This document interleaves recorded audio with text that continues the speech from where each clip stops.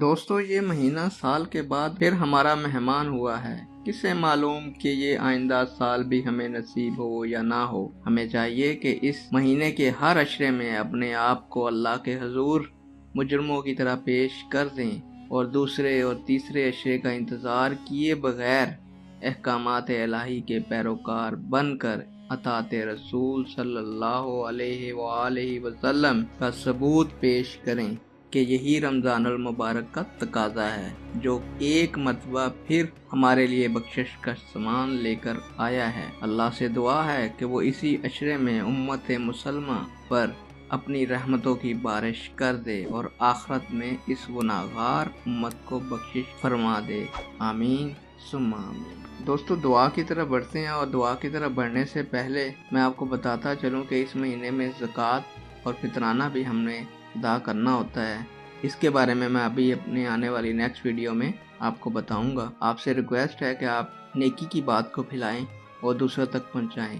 ارشاد باری ہے، اور اللہ تو جسے چاہتا ہے اپنی رحمت کے ساتھ خاص کر لیتا ہے، اور وہ بڑے فضل کا مالک۔ سورہ بقرہ آیت نمبر 105۔ دوستو دوسرے مقام پر ارشاد ہے، اور جب تمہارے پاس ایسے لوگ آیا کریں جو ہماری آیتوں پر ایمان لاتے ہیں تو ان سے السلام علیکم کہا کرو۔ خدا نے اپنی ذات پر رحمت کو لازم کر لیا ہے کہ جو کوئی تم میں سے نادانی کر کے بری حرکت کر بیٹھے، پھر اس کے بعد توبہ کر لے اور نیکوکار ہو جائے تو وہ اللہ بخشنے والا مہربان ہے۔ سورہ انعام آیت نمبر 54۔ اللہ تعالیٰ کا ارشاد ہے دوستو ایک اور مقام پر، میں اپنا عذاب اسی پر نازل کرتا ہوں جس پر چاہتا ہوں، اور میری رحمت تمام اشیاء پر محیط ہے۔ تو وہ رحمت ان لوگوں کے نام ضرور لکھوں گا جو اللہ سے ڈرتے ہیں اور زکوٰۃ دیتے ہیں اور جو ہماری آیتوں پر ایمان لاتے ہیں۔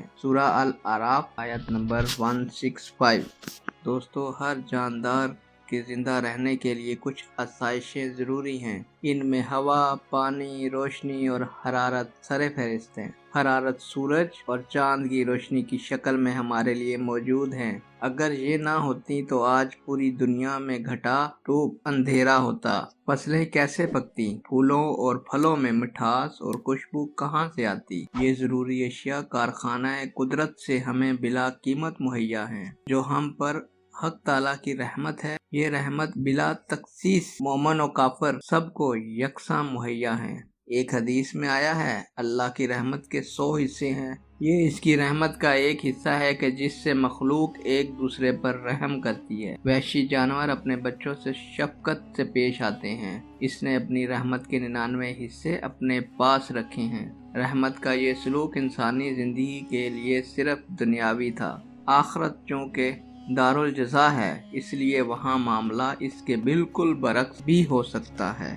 تیسرا عشرہ نجات کا 21 رمضان سے 30 رمضان المبارک تک۔ دعا۔ بسم اللہ الرحمن الرحیم۔ اللہم انک عفو تحب العفو فاعف عنا۔ اے اللہ بے شک تو معاف کرنے والا ہے، معاف کرنے کو پسند کرتا ہے، بس ہمیں معاف فرما۔ آمین ثم آمین۔